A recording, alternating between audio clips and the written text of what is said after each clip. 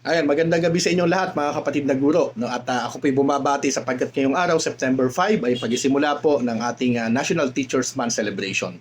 Nilaban po natin ito more than a decade ago.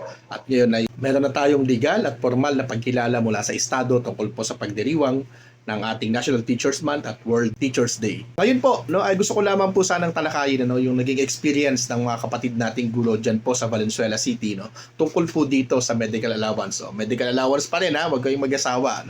Pero bago yan, gusto ko pong batiin muna yung ating mga kapatid dyan po sa Sagay City Senior High School, standalone, syempre dyan sa SDO Sagay City. Lalo-lalo na ang ating kapatid na si Rosalie Galvan. Mga kapatid, mga utod, mga igsuon, dyan po sa Sagay City. Yung Sagay City kasi multilingual, but basically ang ginagamit nila either Hiligaynon or Cebuano or mix.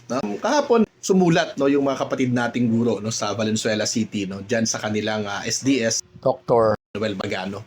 At pinangunahan po ito ng mga leader po natin dyan sa Valpesta, yung Valenzuela Public Elementary School Teachers Association, yung ASPEB, yung Alliance of Public Secondary Educators of Valenzuela, at saka yung TDC Valenzuela. Nilagdaan po ito ng mga leader po natin dyan, si Ma'am Magdalena Quinto, si Sir Louis Tadlas at si Sir Dario Cayetano. Grinant naman po ng ating SDS yung kanilang request para doon sa dialogue. At ang kanilang kahilingan na nandun sa sulat at sinabi din sa dialogue ay tulutan ng mga teacher ng Valenzuela na pumili. Kasi meron tayong mga survey, o meron tayong mga options na pinipili po. Syempre, nung una naman, hindi naman natin alam kung paano mangyayari. Maraming ulat sa atin dyan, ay hindi na sila pinapili. Pinili na lang yung group availment. At pag iba nga, yung pinili mo, yung option 2 or yung option 3, papapalitan. So, ang gusto ng mga teachers natin sa Valenzuela ay, kung nga hindi naman fully informed, ay palitan mula group availment papunta doon sa individual.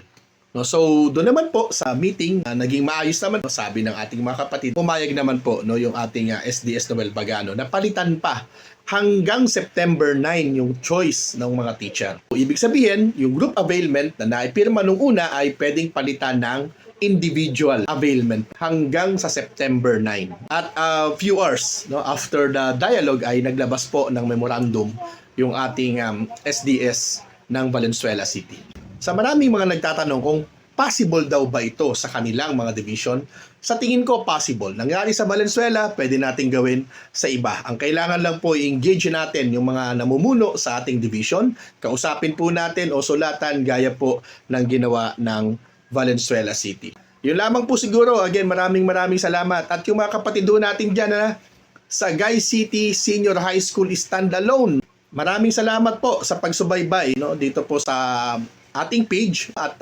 pagsuporta sa ipinaglalaban po ng TDC. Damo gid nga salamat ug daghan kaayong salamat kaninyong tanan.